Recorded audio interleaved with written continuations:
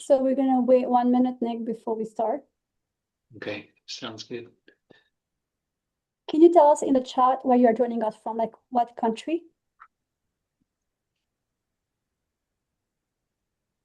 Yeah, we had a lot of people register from many different places, Okay. different states, and some different countries. Yeah. Welcome, everybody. Okay, we got Austria. USA, Austria. Woohoo! Guten Abend. Good evening. Or yeah, Guten Tag. Mhm.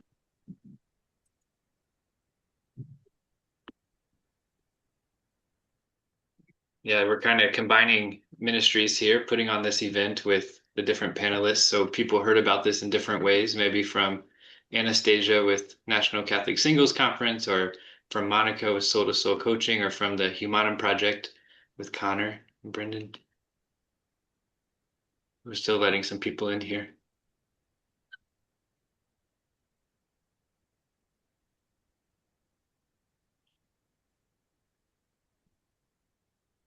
USA, Maryland, Mexico. Oh, but she's in the US, but from Mexico. Very good.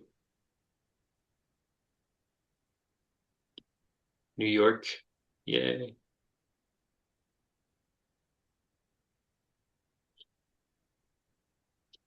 All right. Okay, so we start? Go for it.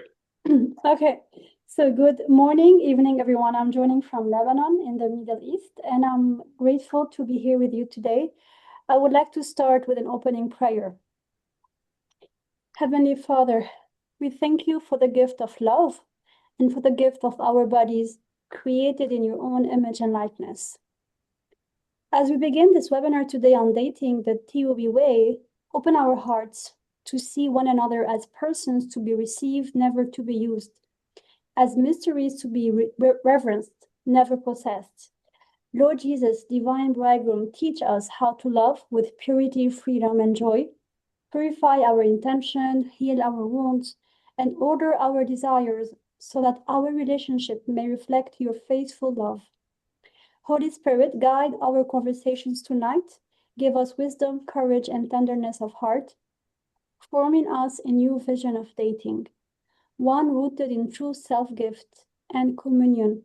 We entrust this time to you, and we ask that every word spoken may lead us closer to the love for which we were created. In the name of the Father, Son, and Holy Spirit. Amen. So tonight we're speaking about something that every human heart longs for, love. And we are just one day before Valentine. So it's not a coincidence. But we're not going to talk about just any love. We're speaking about love without using. Because if we are honest, many of us have experienced confusion in relationship. We have wondered, is this love or is this attachment? Is this affection or is this pressure? Am I being chosen or am I being consumed by the person? And maybe even more with courage, have I ever used someone emotionally, physically, or spiritually to fill a need within me? We live in a culture that often reduces love to chemistry, attraction, or personal fulfillment. Dating can easily become validation, instant gratification, or even testing to be compatible with the other person. So, Theology of the Body gave us a radical new vision on this topic. It teaches us that a person is never a product, never a body to access, never a solution to loneliness. Yes. A person is a gift, and that changes everything. So what does it mean to date the Theology of the Body way? Dating the TOB way is not about being rigid or over-spiritual. It's about learning to love in truth.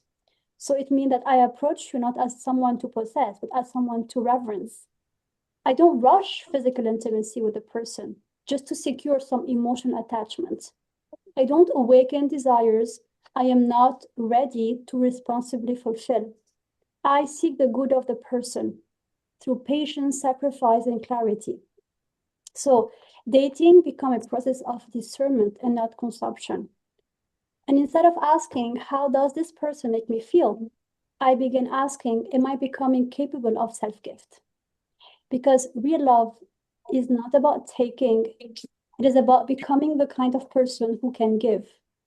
And so TOB is a way of integration where we do not deny attraction or desire, but desire is ordered toward love. And this vision can restore our freedom to say yes, and also to say no when we need to, and to walk away from relationships that reduce our dignity. So why is this important today? Because if we do not do that, we risk to be emotionally in a wrong relationship. Physical intimacy can be done without covenant, and we can be attached to someone without direction. But when we date with intention and dignity, we build something solid. We begin practicing the very love that marriage requires: self-control, honesty, sacrifice, and mutual respect. And this is the heart of theology of the body. So today or tonight, we're not here to shame past experiences. We are here to grow in awareness because love is learned, and everyone is capable of learning to love better. So as we begin, I invite you to reflect quietly about these questions. Have I ever confused intensity with intimacy? Have I ever given more than I was ready to give in order to feel secure? What would change in my relationship if I truly believed I am a gift and also the other? So today it is my joy to introduce our speakers, three great people. First, we have Connor McCauley, who was born in Washington State, but found his way down south after college, doing 2 years of focus at the University of Alabama. His passion for the faith and TOB in particular led him to co-found the Humanum project with his cousin, Brandon McCauley. The mission of their ministry is to educate men and women on identity, sexuality, and relationship in light of John Paul II teaching on theology of the body. Above all, his greatest accomplishment is marrying his wife, Frankie, and recently becoming a father to his baby boy, Cation. And now I would like to also welcome Monica Braun, who is a Christian relationship coach for single men and women and the founder of Soul to Soul Coaching, a ministry dedicated to helping singles cultivate soul-centered, Christ-focused relationship. Drawing from her own experiences of healing and learning to date with intention, Monica created the intentional dating and discernment methods. It's a framework that guides her from singleness to meeting her husband. I mean, we're talking about people who are joining her coaching. She now teaches this transformative approach to others seeking purposeful and holy relationship. In addition to coaching and matchmaking, Monica hosts speed dating events and socials across the country, creating joyful and intentional spaces for singles to meet, connect, and build Christ-centered relationship. As a devout Catholic, Monica lives in southeastern Wisconsin with her growing family. She is the author of From Toxic to Soulmate Love and holds a degree in English and a master's degree in education with 10 years of experience teaching secondary and college level English. And now our last speaker, we have Anastasia Northrop, who has been promoting John Paul II understanding of the human person worldwide for over 25 years. She is the founder and director of the National Catholic Singles Conference. She has been particularly involved in applying John Paul II message to the single life since 2004. She is single herself, but she has had much more practice living the theology of the body as a single woman than she ever anticipated. Along with organizing events and writing articles related to theology of the body and singles, she has given talks and promoted study groups in the United States and several countries in Europe and South America. She is the author of the study guide for the text of the theology of the body entitled The Freedom of the Gift. Wow, we have three great and important speakers today. And now, as we begin this first round, I want to anchor us in something very simple but transformative, that every relationship begins with a gaze. The question is, what kind of gaze? Is it a gaze that evaluates, that measures, or a gaze that asks, what does this person offer me? Or is it a gaze that reverence and ask, who are you? I want to get to know you. So as we start this round, I want to ask Connor, because attraction is natural. It's part of how we are made. But sometimes attraction can become tangled with loneliness, insecurity, or the desire to feel validated. How do we recognize when attraction is healthy and when it's quietly becoming a way of using someone to soothe an unmet need? Thank you so much. Yeah, this is a very amazing question, and it's definitely not simple. I think it's something that fluctuates constantly as we're developing and growing. I think at the end of the day, every single one of us needs to be rooted in Christ. I know it's so simple, so basic, but if you're not praying, if you're not withdrawing back and rooting your identity and who you are in Christ, then we are going to have a greater temptation to fill our void. If he's not filling, our emptiness, we can all feel empty. Um, yes, Eve was created for Adam, but at the end of the day, we're all meant for the Lord. And it's so easy to just fill ourselves with different distractions and things. We all have insecurities and wounds, things that we've all been through. And it's easy for us to look to another person to fill that, to affirm our insecurities. If we are not continuously rooting ourselves in prayer and discerning back, then it'll become easier to use somebody as, in a sense, a coping mechanism. So I think there are different parts of you can be attracted to someone, you cannot be attracted to someone, and you could still use that person to fill something in you that is lacking. That might be insecure, an anxiety you might have, whatever it may be. We've all been through different things. I think something that you need to continually ask yourself is this person allowing me to be my truly who I am? Are they giving me freedom? Can I do I feel obligated to spend time with them? Are my family members and friends? I think, not all the time, but a lot of the time, if you have a healthy relationship with your family members, what do they say about the person that you're spending your time with? Are they saying that you're becoming more fully yourself? Are you becoming more agitated maybe? Are you treating other people not as well? Are you not making time for your family and friends because you're just attached and you're spending so much time with this other person? And I think at the end of the day, and before I met my wife, I went on a dating fast when I was with Focus, and that was more forced upon me. Right? You're going to become a missionary in your first year, you're going to be on a dating fast. And I did not want to do it, especially because I was in a relationship before. And I'm not going to blame it on the dating fast, but we were talking about engagement. I went off to do my first year with Focus at the University of Alabama, and we ended up breaking up. So I had a little bit of a jaded thought about it, the whole dating fast. But before I met my wife, I ended up through prayer putting myself on a dating fast, which I felt like the Lord was calling upon me because I would go to Catholic gatherings and I would always be on the look. Oh, where's like this girl that I want to talk to? Where's this next beautiful girl? And you're constantly thinking in your mind, how can I have this conversation? How can I make it happen so that I can enter into a relationship? And I found myself at the point where I was like, I cannot do anything to enter into a relationship. It literally is going to have to be like the grace of the Lord. And that kind of led me to surrendering and ending up, going on a dating fast. And that really opened me up to the freedom of having conversations with anybody, not just the cute girl and seeking her out, but hey, I'm going to go to this group gathering and I'm going to be open. So I would say, regardless if you're attracted or not to somebody, a person can become something that takes away your freedom and your relationship with the Lord. They can fill a void where only God is supposed to be there.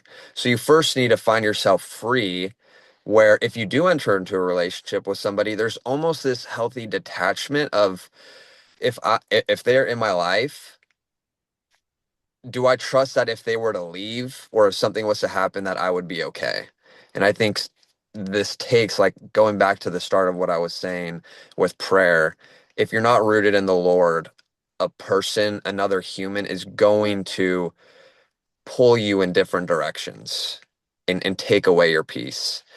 So it's not just a cut and dry, simple, easy answer. It definitely ships and shapes as you're going about your life. But that, I think, is the biggest indicator, is between you and God. Can you remove yourself from that person that is a significant other? Maybe you're not even in a relationship with them, but they're just on your mind. You want to be with them. Can you remove yourself, be with God, and have that honest reflection of, is this person lifting me towards the Lord? Do I have a freedom with this person?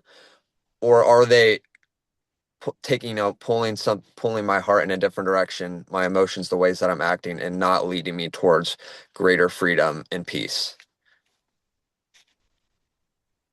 Thank you so much. Yes, and I would say like a small test could be like, do I need him, or do I really enjoy my time with that person? You know, these are small like questions we can ask to discern in which state we are.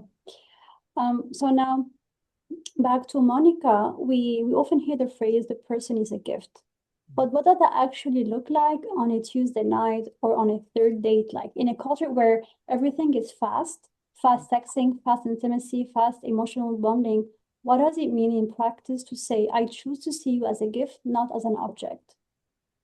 Yeah, such a great question. And I love what Connor said about the detachment. I could not agree more. So when we're looking, I think, at someone who is a gift, we're looking at someone who is made in the image and the likeness of Christ, right? I think that's the foundation of looking at everyone. I think in today's dating world, that can be really hard with the swipe culture, right? Where we get online and we judge someone's character, integrity, chemistry, physical appearance in 12 seconds. And so what I'm trying to do with the speed dating is to ensure that people are looking at the whole person and getting to know the virtue, the character, their personality, and really seeing them as a gift first and foremost, not as someone, whether or not they can be a match or not. And I think that this culture can be very, very superficial and, like you said, move very, very fast. Can I date you? Am I attracted to you? We move so quickly that we're not coming from a place of intention and also praying about what God wants us to do.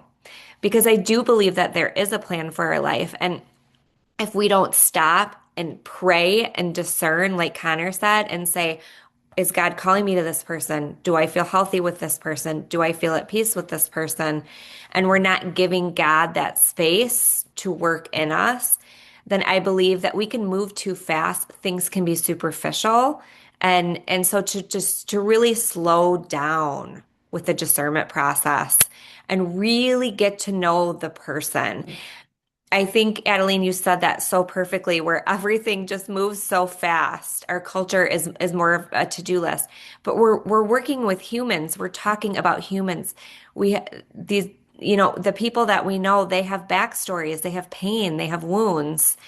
And what I see most in my dating community, the biggest problem is judgment and moving too quickly to judge and to eliminate people without truly recognizing that they're a gift first and praying over the connection.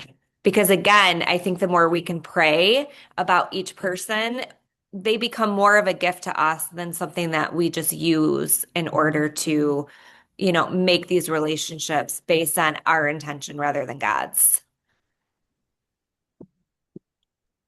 Thank you, Monica. So I come from a culture where it's very present that people will try to put you on dates, you know.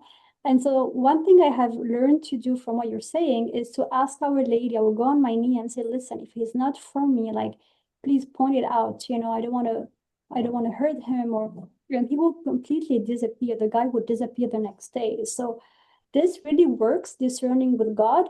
And I would say also to be maybe calm on the list that we have, because women have a list of things they want to find in their partner. And so we have this tendency of judging the person right away. So I think I have been advised as well to throw away my list and actually get to know the person in front of me and follow my heart.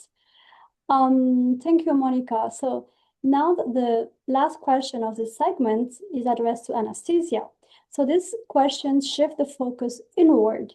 It's easy to talk about what the other person should do, but loving without using requires something from within. What kind of interior freedom must I cultivate so I don't, go into controlling mode, manipulation mode, or rushing in the relationship?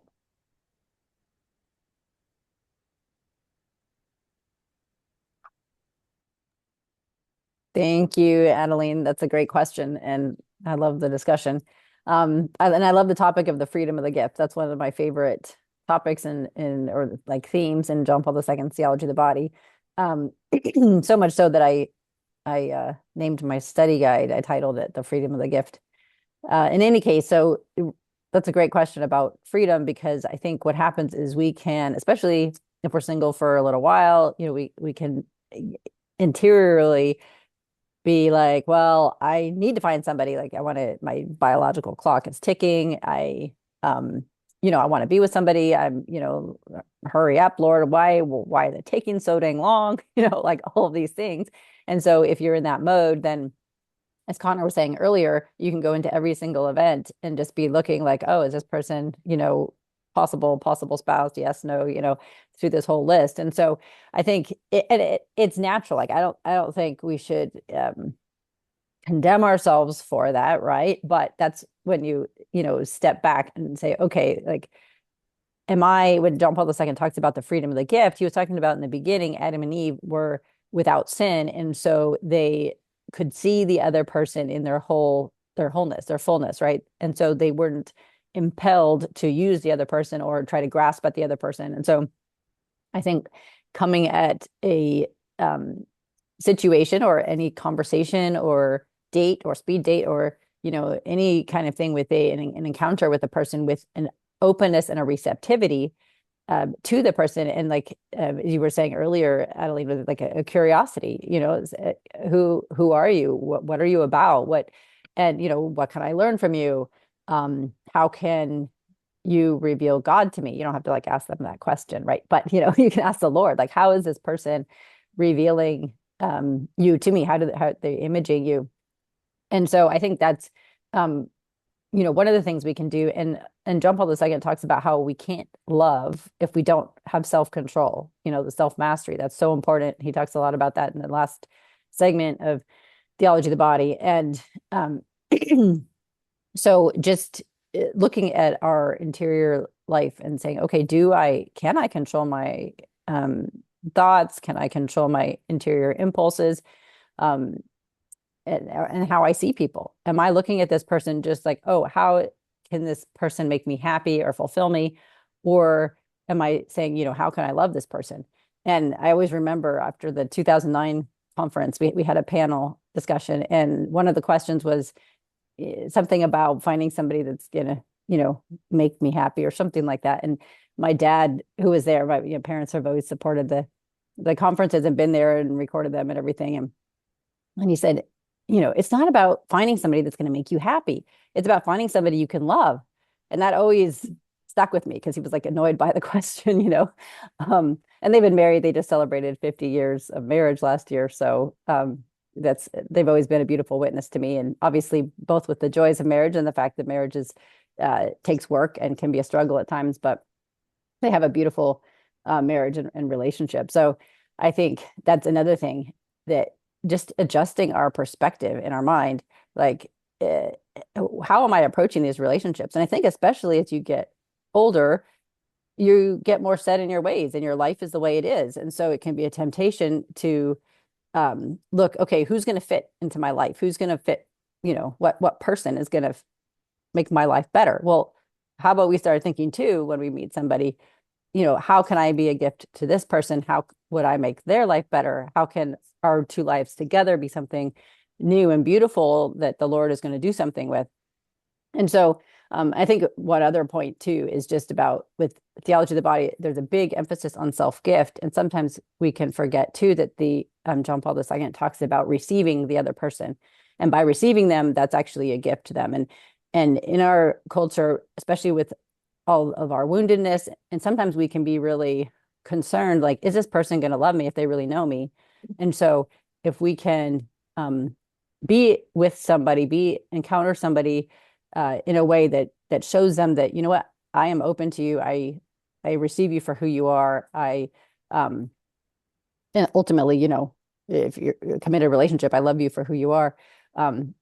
Again, these aren't things you would say to somebody on a, you know, first date or whatever, but just our whole attitude and the way we approach other people in a date, a conversation, can show that we actually like care about them for who they are, not just, oh, are they checking off my list?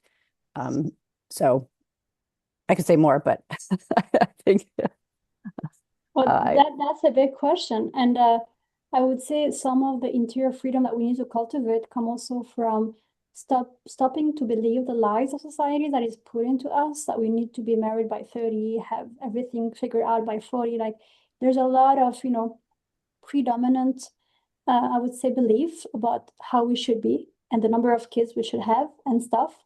At least in my culture, so I spent the last 5 years just, you know, renouncing the lies to free myself and not act out of fear or time passing by or, you know. So yeah, this is a really, I think it's important that we break this now so we cannot pass it on to our kids later on, you know. I think we are the generation of the TUB who can really free ourselves from all these lies and all this pressure so we can, you know, give it back then to our children so they can live a more free and less stressful dating, you know, life.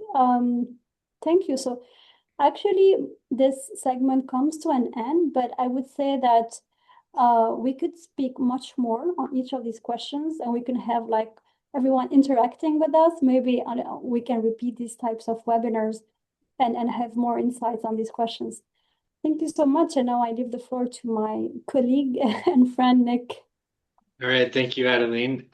Yeah, and if anyone here has any questions that are coming up as you're listening to these answers and you want to write the question down, at the end we'll have time where you can unmute and ask a question to the panelist, or you can type it in the chat if you prefer. All right, so now we're on to round two, and I have another question for Connor. Originally, we had the word courtship in this question, but some people don't like that, and I think it's a good discussion of is courtship a good term or not a good term for dating. But what I want to ask about is like intentional dating, because I think sometimes, especially young people, if they're in high school or whatever, can view dating as only fun, right? Only a casual thing for fun. But courtship gets to the idea of like it's preparing for marriage or intentional dating.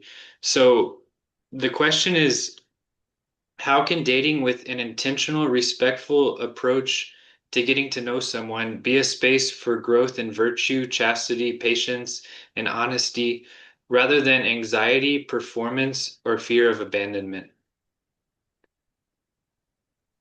That's awesome and a loaded question. I want to touch on a little bit of what you guys were talking about, honestly, with the interior freedom, or mention, I guess. If you haven't read Father Jacques Philippe's book, Interior Freedom, or any of his books, Searching for Maintaining Peace, Time for God, those are absolutely excellent, and I think will really equip you to date well. And even touching on Anastasia a little bit, with if you don't have the confidence before entering into a relationship that you have something great to offer, then there needs to be more work that needs to be done. Because if you have an insecurity and if you're going to enter into a relationship and you're not confident that you have something great to offer the significant other, then there's a greater chance that they're going to be filling, something that God needs to, or that the Lord needs to speak into your heart to give you the confidence that even you for yourself deserve to have. And we all will, with time, will build that. Um, I think regarding this question in particular, I'm a very logical thinker, and our end goal is heaven. Our end goal is to be with Christ. If at any point in time, if you're to think of this, like, anxiety is natural, and you will feel anxiety in the absence that we don't believe in and trust that we will be with God one day. If we have a confidence and trust that we will be with the greatest lover of all time, with the one who created all, the amazing parts of this world, everything that our heart comes alive for, why should we have any anxiety at all? Like, truly, we shouldn't. And so our emotions, they can be a great compass as to where we are at, right? So if you have anxiety, okay, where's this coming from? Because I shouldn't have anxiety if I'm truly confident and trusting that that I will be with the Lord one day. And yes, we're in a fallen world, and so naturally there's going to be this tension. When it comes to dating, and you have this goal in mind with getting to heaven, and that your vocation is supposed to lift you there, then there should be a freedom in dating, because you are not trying to grasp onto this person as to someone in the here and now that can fulfill something that only God at the end of the day can. And I think that's so easy for us sometimes to be so short-sighted and forget that we're made for God, right? That our vocation is supposed to lead us to heaven. Something that really helped me to be strong, and I'm not saying I'm perfect in any front, but was always keeping in mind, if I'm going to be married one day, that means that there is a particular woman God is calling me to, not who I might be dating now. You might be in a relationship and have a great hope that you're going to marry that person. But until you're at the altar, it's all said and done, till death do us part, you know, that's not your person. And so there should be this freedom of, this person and I that I'm in a current relationship with, they might not be the person that I get married to. And so how do you protect one another and lead one another to prepare for that spouse, for the person you will marry, or whatever vocation you may end up in? We're free till you're in a vocation, you're free to go either way. Um, but yeah, how can you honor one another in a relationship with the end in mind of leading one another towards the Lord? And on that path, our vocations are meant to lead us there. And so we're all going to fall here and there. I was in a relationship and I was blessed to have great physical chastity. But what is something that we don't talk about often? Emotional chastity. I was like, oh, I'm so, we're doing great. We're being physically chaste. But I was so attached to this person. I was mentally marrying this person. And that's not fair for her or myself. There needs to be this interior freedom. Shout out Father Jacques Philippe, especially in relationships where either of us could go separate ways. We are not obligated to marry one another. And we need to be very careful with our words and picturing and imagining a life with one another. You need, there's such a tension and balance, right? Of, oh, I want to share my heart. I really love this person a lot, but also a boundary and a protection of either of us could go, something could change. You could go meet their family and you could see a different part of that person, and all of a sudden, oh, maybe I don't know if this is the best person for me. So I guess I'll leave it at that. It's a very, in-depth question, like I said, and we're all individual, different people who've gone through different things, and it's complicated when you're dating someone else who has also been through so many different things. Always just keep in mind that keep the end in mind.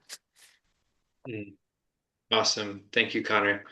Yeah, keeping that end in mind, that you're leading each other to heaven, and that this person you're dating might not be your future spouse. So there's somebody else's spouse that you want to protect. You want to make sure you're not harming them. This is why it's so important to have chastity physically and emotionally, like you said, so that you're guarding your heart and you're guarding their heart in this dating time until you made that gift. Because before marriage, you're not vowed to each other yet, but you're discerning to make that choice. You're going towards that choice. So awesome. Thank you, Connor. And you got on the topic of boundaries.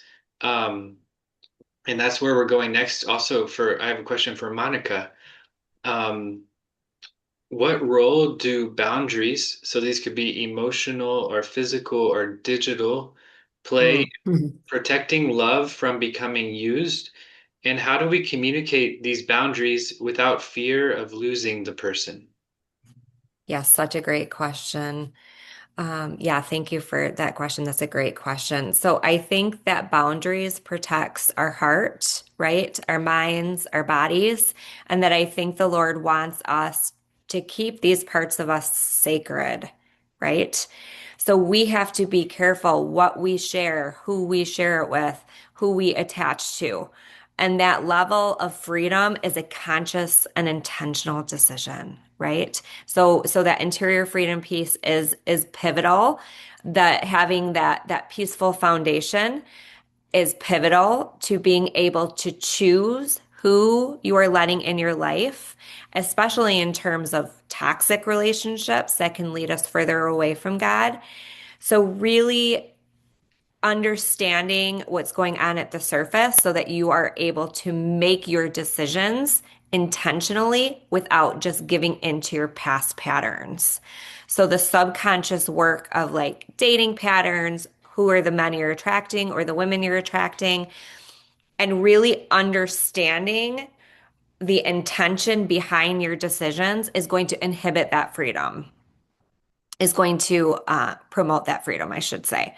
So, really understanding your needs, really understanding why they're there, why you're making these decisions on a very subconscious level. That's the first part. I think that one is going to promote the freedom. The second one is detachment, complete detachment, because to piggyback off what Connor said, yes, we need detachment. And it's especially important to have detachment because we need to obey God's will. If we're so obsessed or attached to someone, they may not be that right person for you.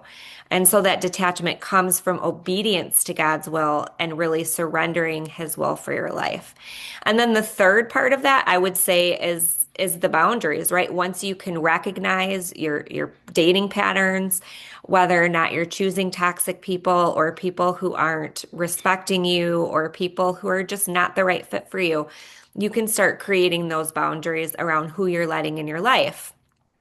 That could be maybe the person who has the wrong personality type for you, or maybe it's someone who you think you're really attracted to. Whatever it is, it's really looking at the intention of why you're choosing that person and then creating boundaries to let them in slowly. So once you have a strong footing, once you believe that you're making intentional good decisions in your unconscious mind and you're moving with empowerment and you're saying, okay, I want to get to know this person, then the boundaries come in. So I like to say it's like an onion, right? So like when you go on that first date, you're shedding layers like an onion. The first date, you're asking one question. The second date, you're asking another question, so on and so forth. I think in our society, there's so much pressure and stress to find out immediately if we're marrying this person within 5 minutes. And that's not the way God works. That's not, we need to take in the whole person. And so we need to have emotional boundaries, not move too fast, for example, not ask too many questions in one day. Let it unravel in God's timing. Much like a garden, these relationships need to be fruitful, and those boundaries allow things to happen naturally with detachment instead of like forcing the outcome. So, an emotional boundary is not sharing too much. I know for me, when I get really nervous, I tend to overshare. So, this is a really great, very practical tool you can take into your dating life. Don't overshare. Maybe share one thing about yourself per date. Digitally, I would say try not to burn out from the apps. I would say boundaries around the apps. Maybe get on the app one night a week or 2 nights a week for an hour, respond to your messages, and then move on. And I would say, obviously, physical boundaries as well when we're dating to, not put yourself in temptation's way. And your last question too, Nick, about deciding whether or not that person is the right fit for you. I tell all the ladies that I work with that guys need direction about where they're leading and how they're leading. And so it's important for the women to really show up and let them know that they're interested. Give them their feminine energy, affirm them, encourage them. This helps leadership, but also let them know what you need. Give them those boundaries. If you're annoyed, if the guy is texting you all day, every day, let them know. Say, I'm not a big texter. Can you call me instead? That is a great boundary. And it's also a test to see if he's willing to give you what you need. So boundaries are not there to push people away. They're actually there to keep people in. And it's also a great way to test the relationship according to God's will. If you're giving him the signs, if you're letting him know and he's still not trying to meet your needs, and no one's perfect. He's not going to give you every need, but he should be at least putting in the effort to respect your boundaries. And if he's not, that could be a red flag.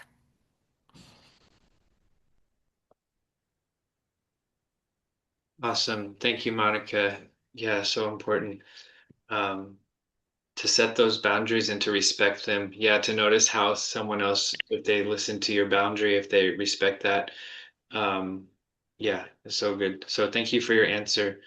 And I like what you said too about having that detachment with someone when you're dating. Like that it goes with what Connor was saying about is this God's will? Like they could be beautiful, they could be amazing person, but is it God's will? Like there's, so really having that detachment and not grasping and pressuring for that relationship, um, to let it unfold naturally, like you said, like a garden, or that was a good image.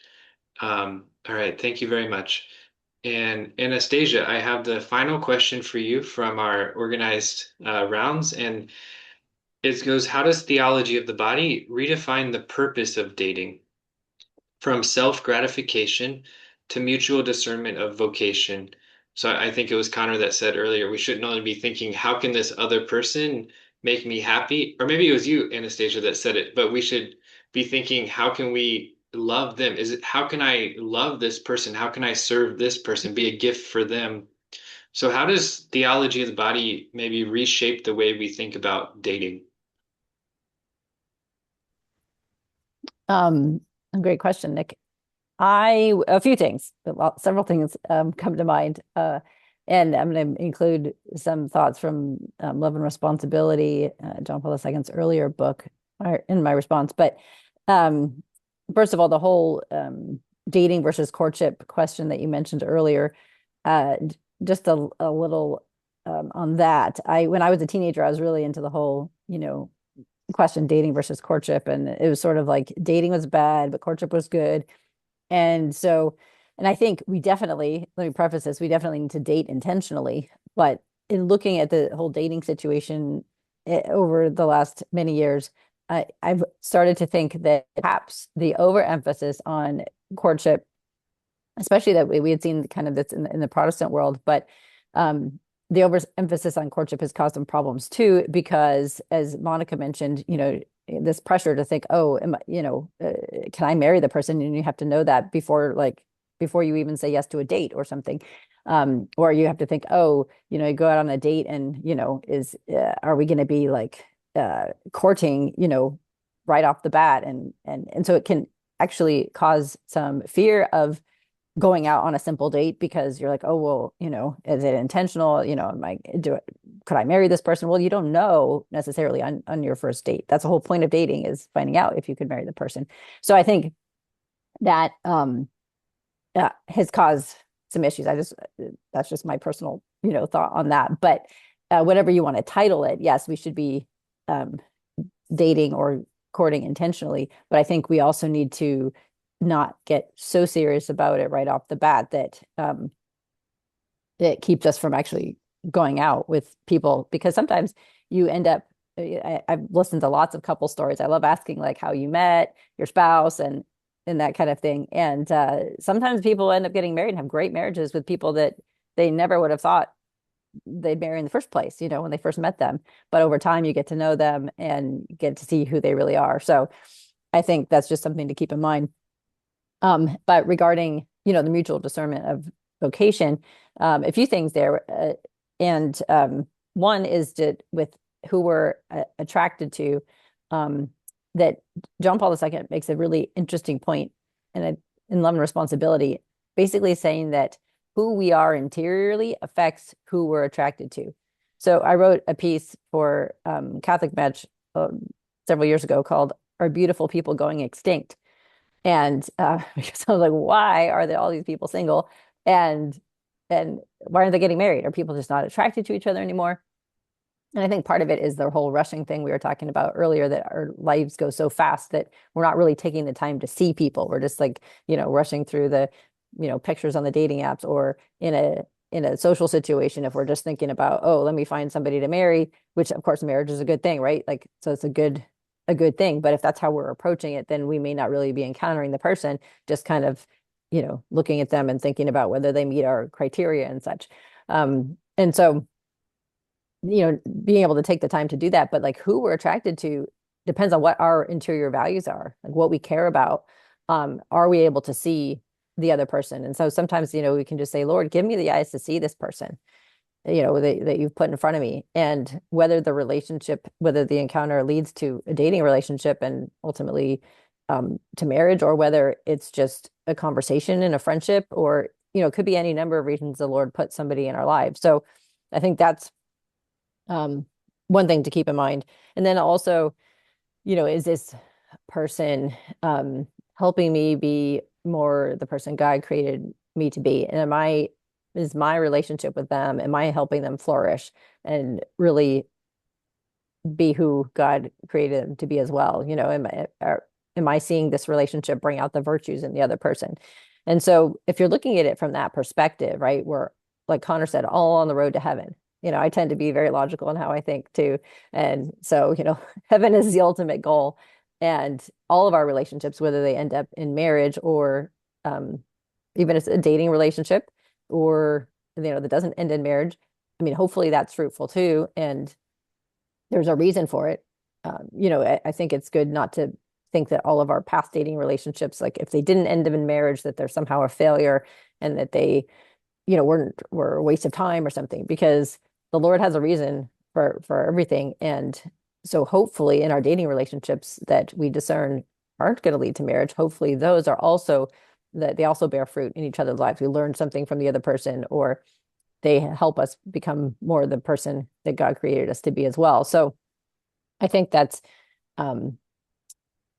another way that we can keep our dating relationships from just being about mutual gratification. And, well, it would be really nice to have somebody. And I'm, you can go through these phases of sometimes being like, yeah, I'd really like to have somebody next to me, somebody to, watch a movie with, or enjoy a beautiful sunset with.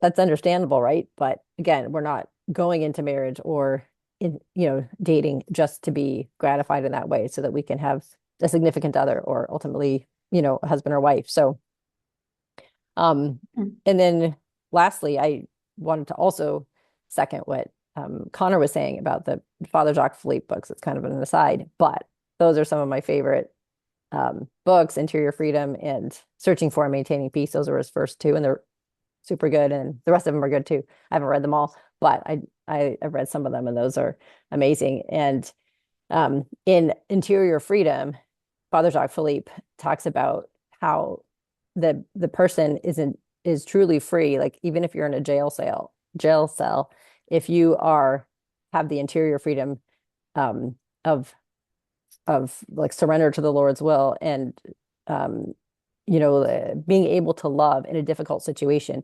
Basically he says the person is truly free who can accept a circumstance which they did not originally choose. So we always think about freedom in choosing, that we have freedom if we can choose, and we have this, we can choose whatever we want, however we want our lives to go. But however our lives are going now, our true freedom is if we can be happy and joyful and at peace in the moment, even if we're in a situation that we didn't choose, that we didn't want.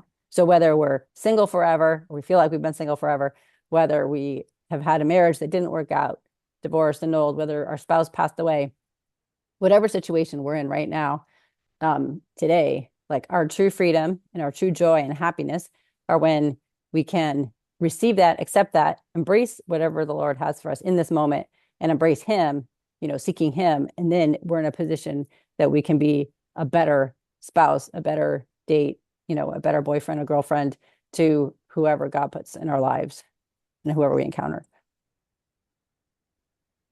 So I think my time's up. All right, awesome. Thank you, Anastasia. Thank you for your insights. Um, yeah, so now I would like to move to a question, to the question and answer period. So if anyone would have a specific question for a specific panelist, you can ask them directly, or if you want to ask just a general question that all four could or all three could answer, that would also work. Um, so I know David has would like to ask a question about maybe a very specific topic. David, can you try to give the background of this and how go ahead. Yeah. Yeah, thanks. I'm driving. Sorry, I'm driving to Florida. I'm in Mississippi now, but Monica said she'd comment on this. I've had ongoing conversations with her even before this, but the topic is like neurodivergence and autism. It's kind of along the lines of what Anastasia's saying about accepting the uh the human person and not just looking them at as a date. So like how do I explain this?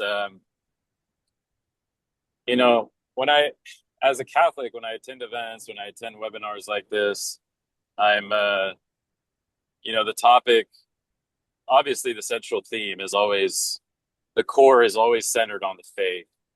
And, you know, which is nice, but as somebody, whose identity, well, obviously our identities are in Christ, but, I struggle with things that maybe a lot of people don't. So like, I would say most people I come across in the faith are neurotypical. Like dating and the things that I struggle with go hand in hand. Like it's almost as if we're going to talk about dating and me, you can't separate these uncomfortable, unwanted parts of me, which is my supposed awkwardness, lack, social deficits, whatever. I try not to shame myself when I talk about this stuff. Plus, I'm driving, I'm trying to focus. But I've noticed when I interact with people in the faith, it's very offensive, and it's so obvious that I'm like, Sorry, David, can you go ahead? Go ahead. Go ahead. We can't hear you now. I believe if I heard you correct, it was like when these parts of me are just completely just through the process of a series of. I'm going to continue to be Christian, Catholic, like a part of the conversation. So my question is kind of for everybody, like, how do we, as somebody who is neurodivergent and has autism, how do we incorporate that into what we're talking about now without making everyone feel uncomfortable and without just dismissing it? Because that's the way I feel. I don't know how to like talk about it fully in just one question. I have a lot to say about this. Yeah, David, thank you. Thank you for this question. Thank you very much. We'll try to get it addressed. So, so it's a question of like how to date, because we obviously all of us are broken in some way, right? All of us, because of our sin, because of how people have hurt us or our own weaknesses, like what we all have weaknesses we're bringing to a relationship, right? Something. So for the panelist, how do you go about that? Like reconciling our own brokenness, whether it's something like David said, like neurodivergent behavior, or if it's other things in our life. Like let's say you have some other broken, like some other part of you that you don't really want to share, or that's maybe a hindrance, you think, to relationships. So how do you handle that going into the dating world? Is that okay, David, for the question? Well, also that, but how do you frame it in a positive way? Because everyone wants to view it negatively. Instead of focusing on the negative aspects of autism, how about we focus on the positive aspects? There's things that I can do much better than neurotypicals that are not focused on, like. Sure. Okay. So how do you bring your own gifts and weaknesses to the table in dating? Thank you for your question, David. Thank you. Would any panelists like to answer? Yeah. Can I answer this? So I work with this a lot, David. And if it's not, being on the autism spectrum, like Nick said very beautifully, we all have something, a mental health issue or a physical issue. I work with some people who have avoidant attachments. They don't want to be in a relationship, or they have emotional blocks, they have trauma. So, first of all, there's no shame in who you are. God created you with that purpose, and he really created you in your mother's womb with with that purpose. And that right person is going to find that a gift. And I think when we're talking about like holy Catholic marriage, like Anastasia said really beautifully, it's like her parents, like it's a self gift. It's helping each other carry each other's crosses and helping each other get to heaven. And because we all have that specific wound, I think that God really pairs us with someone who can heal us to a certain degree. I know that was the case for me. I suffered a very significant trauma in my single life, and my husband has been such a beautiful partner for me to help carry that cross that I still have to carry every day because of that trauma. But also there is healing that happens after the relationship too. And I think some people think that they have to be perfect in order to start a relationship, and that healing can happen when you are with the right partner as well. So we all have wounds, and the holy Catholic marriage isn't about finding someone perfect. It's about loving them in their wounds and carrying them, helping them carry their cross and get to heaven. And that right person, who I do believe there is a right person out there for everyone, in God's timing, of course. There is no age factor. Like Adeline said, not everyone gets married at 30, but I do believe that eventually everyone will find their own partner in God's timing. And I believe God's partner for you will completely accept you and will find your autism as a gift and not as anything else. And until you find that person that really cherishes you, your wounds, your whole person, then that they're not the right person. It's also a really great test. If a person doesn't fully accept you for who you are, they're not the person for you. Mm, awesome. Yeah. So finding that person that loves you unconditionally as you are with your weaknesses and your gifts. Awesome. Thank you, Monica. Anastasia, do you have any comments on this question? Do you want to say? Okay, or we can move to the next question. Okay, let's move to the next question then. Thank you, David, for that. Okay, so the next question is from the chat is, what is the advice for high schoolers for dating? Is it okay for high schoolers to date or should they wait? I'll just quickly touch on this. Because I'll relate it a little bit to my brother-in-law. He's a freshman in college, and we've actually been asking this kind of question. And, you know, I mean, most people probably aren't going to get married in college, right? Definitely, probably not high school. So I don't know, it's not necessarily like the easiest cut and dry thing because it's like in one way, it's like, okay, it's good to date and it's good to spend time with someone else, like in leading one another towards the Lord. But if you're so far away from potentially entering into your vocation,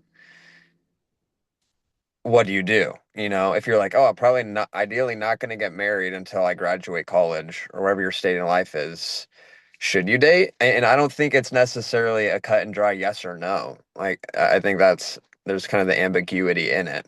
I think you need to understand that, okay, if I'm dating in high school, if I'm gonna like go on dates with someone, it's so hard to think because I mean, had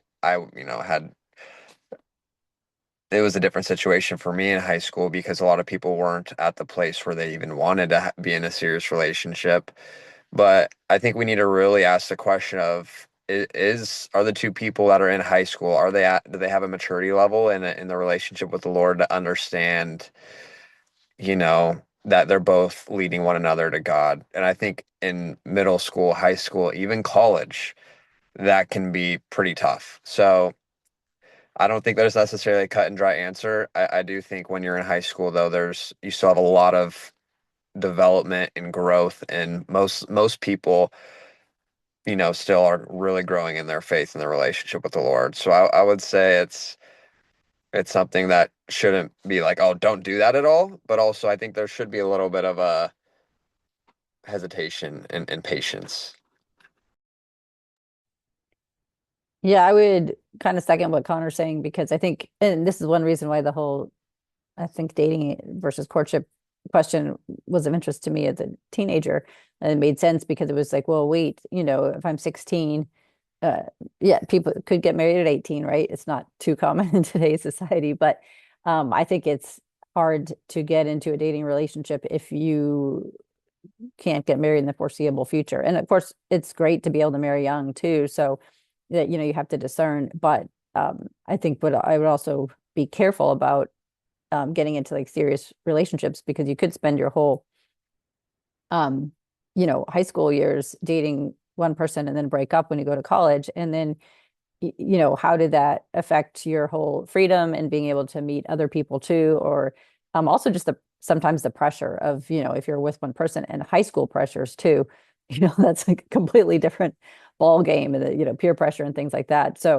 Um, so yeah, again, it's not really cut and dry, but I would say if you're in college, uh, I wouldn't put off dating until you finish college or something like that, because it becomes harder to meet people once you graduate and you're not all, in the same bubble of studying together and things like that. So I'm not one to be like, oh, don't get married too young. It's more like, just discern properly. But in high school, college, you can see, oh yeah, we could get married the next year, 2, 3, whatever. But high school, it probably is still a little while. So definitely, pray and discern and make sure you keep that interior freedom.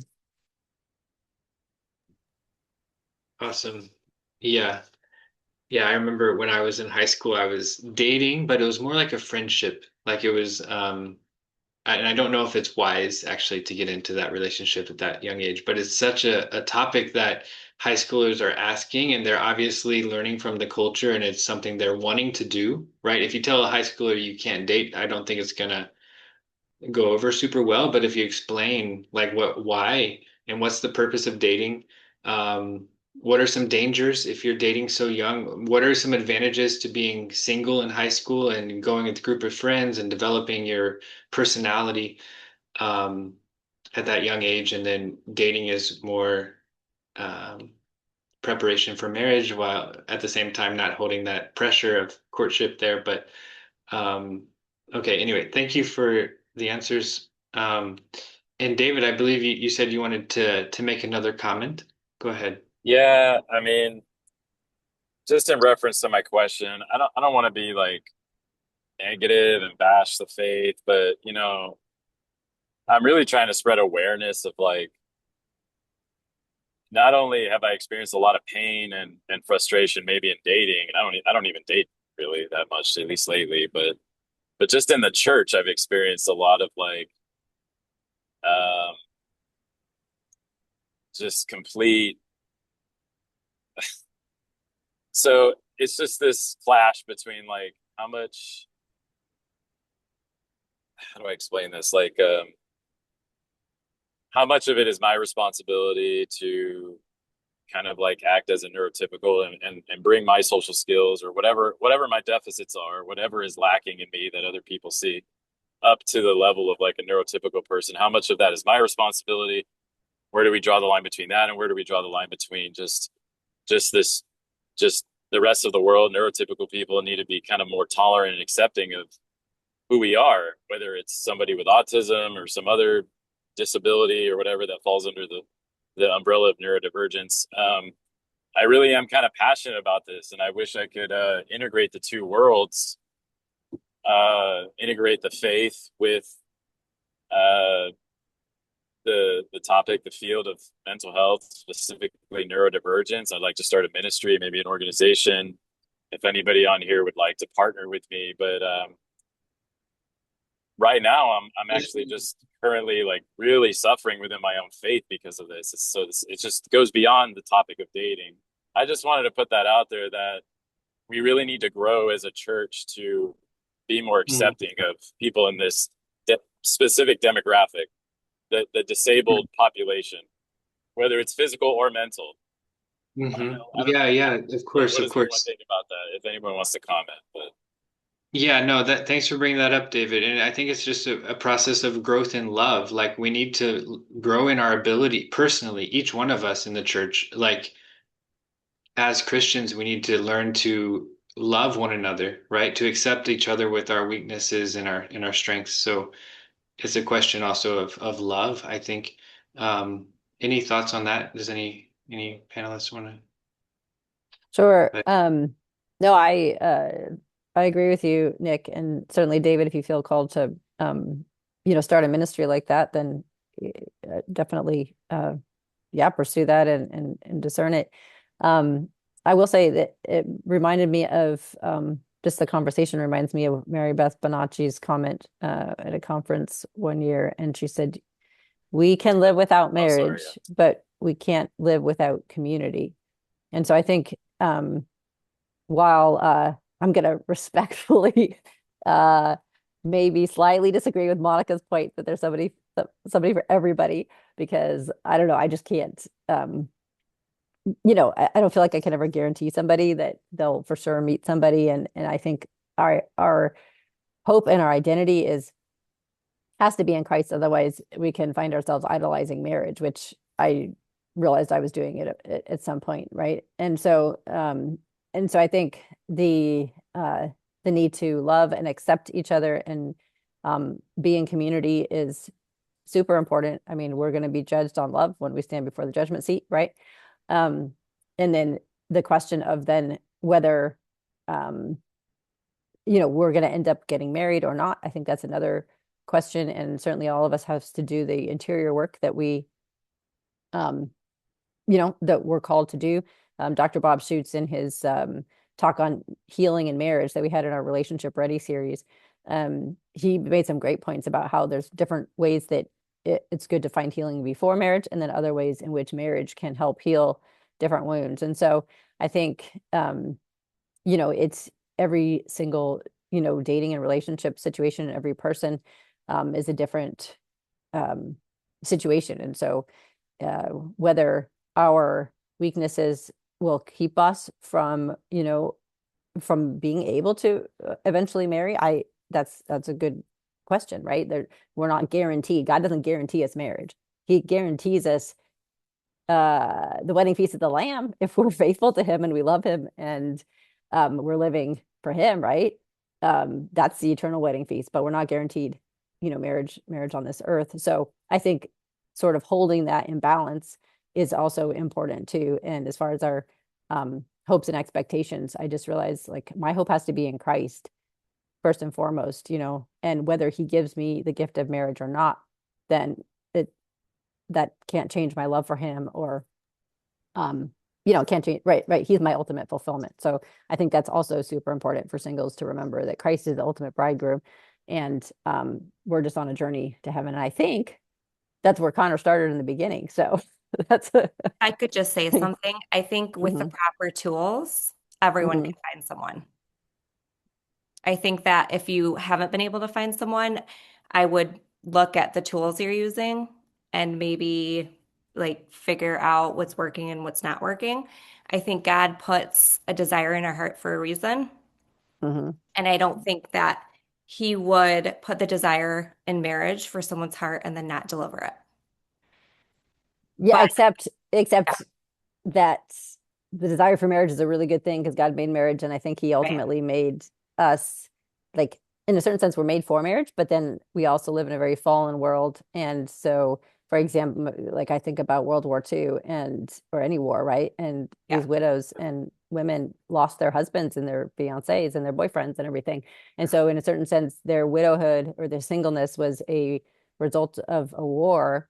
And we live in a culture war. And so sometimes the way I think about it, is that if you do the math, there are a lot more faithful Catholic women, than men, just as far as the numbers go in the pews and things like that. So depending on if the woman is, willing to marry outside the faith, or, what your standards are too. So I do think to me, I struggle with that. I mean, I definitely think tools are super important, and I'm so grateful for what you're doing. And the stories that you have of people that have gotten married because of your help with the coaching. But I also look at couples, for example, that don't conceive and they desperately desire to have a child, and that gift, and it's not given them. So, that's why I'm sort of like, well, um, I'm not entirely convinced, but we can have different opinions. That's fine. Yeah, we can totally have different opinions. And I believe that our faith, if we don't believe that it's going to happen, there's not much more God can do, right? So we have to have that mustard seed. And like I said, I have a whole program that deals with that. It's really about believing in God's abundance, that God, all things are possible to those that believe. And we can't say that it's not possible, because with God, everything is possible. That's true. Yes. And that is that, single life is not a sacrament, unfortunately. And so we do need to make sure that we are putting our best foot forward and using the tools of empowerment, mindset coaching, visualization, and all of these things to really test things according to God's will. Because I think if have that scarcity mindset, unfortunately, it's never going to work. So I think, like I said, there are tools available. Yeah, I don't think we should have a scarcity mindset. I'm not saying Yeah. that. I'm just saying I have had people say, you pretty much guarantee that, oh, well, you're going to find somebody, the Lord has somebody for you, et cetera. And I've seen people, live their lives as single women and, single men too. But there's always been the old maids in the stories, right? The spinster aunts and things like that. Like, and I think we just need to be careful that we don't think that those people are somehow, didn't follow God's will or any less of, any less in God's sight or any less dignity because they, we're not any less because we're single or because we're not in a sacrament, or in a vowed vocation, because technically nuns are not those are not sacraments. To be a consecrated virgin or a nun is not a sacrament either. But it is a vowed state in life. And so I think we, first of all, have to pay attention to our baptismal vocation, that we have a vowed state of, giving ourselves to God, promising, our baptismal promises and things like that. And then how are we going to live out the call to love? And I mean, I don't know the mind of God, right? So it's possible that he has certain people that maybe aren't in a vowed state that are still completely like fulfilling his will as a single for the Lord, because, St. Paul talks about that too. And so I think, I just think we need to be careful about that, that as well. But I completely agree that if you do not think it's going to happen and you're like, oh, there's not enough, there's not enough men for me, so it's not going to happen. Like, that's certainly not going to help you get married at all. So I think we need to have faith in God's power and faith that his will be accomplished in our lives if we're doing, his will and seeking him, but then also not think that just because I'm not married or just because I was not able to have a child, with my husband, doesn't mean that he loves me any less, or that, I did something wrong, or, you know what I'm saying? So I think that's where I'm coming from. Not that, God can't do it. It's, all things are possible. But, when people say, oh, well, Sarah had a baby when she was 90 or whatever, like, it could happen for you too. You're sort of like, well, could you just like be, console me in my, disappointment in this situation that I probably won't be able to have children. Like, Anastasia, I have an answer for that, because I'm reading now a book on the divine will, living in the divine will, Oh, amen. and it's all about, giving away your human will to be in the divine will. And it's a day-to-day death to oneself. But at the same time, we have to work with Monica, and have the tools and be ready and open. But it's killing the desire so we can be, at peace in the process. It can happen next year. You can be married next year, but we don't know what is God's will for your life, right? So I am really in this purification process of really being in the divine will of God, and I have to renounce myself every moment of the day, every second of the day. And it's beautiful because we came to accomplish God's will for our life, right? So we don't know when and how we're going to bump into our husbands. And I think having a desire for marriage is not enough. So we have seen a lot of nuns who desired marriage and went on dating before, they were called by God. So I think everyone has this desire, maybe, like 90%, but then we need to sit with God and discern, what he wants for our life, right? Where he wants us to be, in what state, and what we ought to do. So I think marriage is a calling from God for us. So I don't think anyway. Yeah, Yeah, no, absolutely. I love the whole topic of living in the divine will. I'm all about that. The only thing I would say Yeah. is maybe killing the desire. I think it's more maybe not killing our own desires or our, will, but like uniting them with God's will and bringing them under like submission But to it, his it has will. it has to die to be so God can bring it back in a more purified way. We need to die to ourselves in a Well, way. yes, yeah, I'm you're right. open for dating, but I'm at peace now. I'm not in a rush to go on dates. Yeah, sorry, So Connor, I think I cut you Oh off too. no, So no, you're totally fine. I'll make just one comment to you guys and to David before I need to jump. And I'm very grateful for all of this, and it's been amazing. And I'm sure all of us could keep talking about this forever. But David, I just want to like speak to you and say like I understand. Well, I don't fully understand, but the pain and the longing on, any human heart. And so what we're even just getting at right now is the deep longing for marriage and for another person, right? To do this journey and do this life with. And that ultimately is our desire for to be wed to the Lord. And that desire that we have for marriage is amazing. It's so good. It's so beautiful. But if you are placing that as like, oh, God is going to fulfill this, what and pointing at kind of what to Anastasia is saying, but what if he does? What if it doesn't? What if you don't get married in this life for whatever reason? There's so many different reasons as to why somebody might not enter into marriage here on this earth. So what are you gonna leave then? Is your faith in the Lord dependent upon if you do or don't get married? No, no, I just want to be No, accepted, Connor. no, This isn't me about being obsessed with dating. This is no. about me being accepted as a neurodivergent person with autism, whether it's with a woman dating.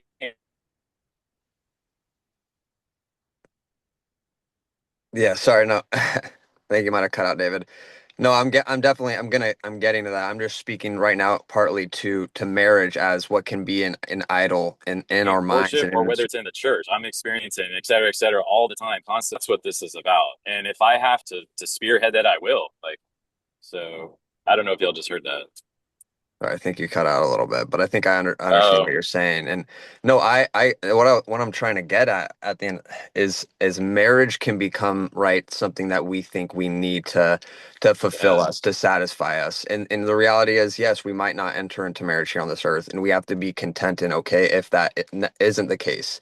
We should always be working towards it. If you believe you're called to marriage, we should always be evaluating, discerning how we can grow and continue to challenge ourselves to pursue that. But also, it takes two people to say yes and to choose one another. And with us living in a fallen world, there's so many people, for whatever reasons, where they might not choose one another. And that's very What are, sad and heartbreaking and hard. And that doesn't point to anything of your value or who you are. And that's why we need to be rooted in the Lord. David, in wait, what particular, did I cut out? Oh, I'm sorry. What did I cut out on? I'm sorry. uh, um, I think you were just cutting out during the middle of when you were talking, but Oh, I was just saying it's not, I just want to be accepted. Can you hear me? Like whether it's dating or just who I am. I'm yes. experiencing a lot of discrimination and rejection within the church too. And I was saying, but before I cut out that it needs to end. And if I need to start something to rally all the neurodivergent autistic people in the church together, I will, because nobody seems to want to do it with me. So I'll just do it myself. Because Yeah. the reality is not everyone is on the same level. God created everyone unique. Not everyone is on the same level socially. Not everyone is neurotypical, and the church needs to understand it. If I need to write to the Vatican, I will, or to the whatever. I've experienced so much pain and frustration that it needs to be done. I'm sorry. Well, I I'm think very that's passionate about beautiful, and this. I think that's Yeah. amazing, and I think God might have a call in your heart to speak to that demographic, and I think that's amazing. And I apologize for the ways that you have been hurt, and that's the sad part about why we need the Lord, right? That if anything, that points more to why we need God, because we live in a broken world where you want to be seen but often aren't, and so I apologize for you not hearing, and I in particular will continue pay more attention and to hear you out and what you're saying, and continue to any of those that might struggle with something that you are similarly struggling with. It starts now, like Nick was saying, it starts with all of us. Nicholas was saying it starts with every single one of us to look to our own selves and see how we can be more welcoming and loving. So thank you guys, everyone, for me being here. I need to hop off, but God bless you all. Yeah, we're gonna end the webinar here. So we want to thank you guys for coming and for participating in our webinar. We want to thank our panelists for joining us today. And on behalf of TOB educators, we want to thank you also for coming, and we hope you will join us in future webinars. We do these webinars about once a month, but they're on different topics. So our next one will be in March. And we post them on our YouTube channel afterwards, TOB Educators YouTube. So if you want to find the recording, do it there. But yeah, stay in touch and also stay in touch with the various ministries that are present here. National Catholic Singles with Anastasia, Soul to Soul Coaching with Monica, and Humanum Project with Connor. Adeline, anything else or anybody that I'm missing? Yeah, I just wanted to say, David, there is courage in sharing your story. We all have stories and we're all broken. And I think the more that people can share their stories, the more that we build that community and know that we're not alone. So thank you for your courage and your bravery in sharing. And thank you all for coming. It's been such a blessing. We all have different perspectives, I think, that lead us back to God, and our stories are part of that. So thank you for listening to us all. Yes, thank you to my fellow panelists, Monica. It's been great. Thank you to Nick and Adeline for hosting us. Appreciate that. And it's great to see everybody here too. So. Nice seeing you all. Bye, I have everybody. nothing to add. I just wish everyone good luck on their vocational path. It's not an easy journey. It's not. It's not. I have to say. But I say if it can happen to me, it can happen to anyone. And I I'm that believe living. it. Yeah.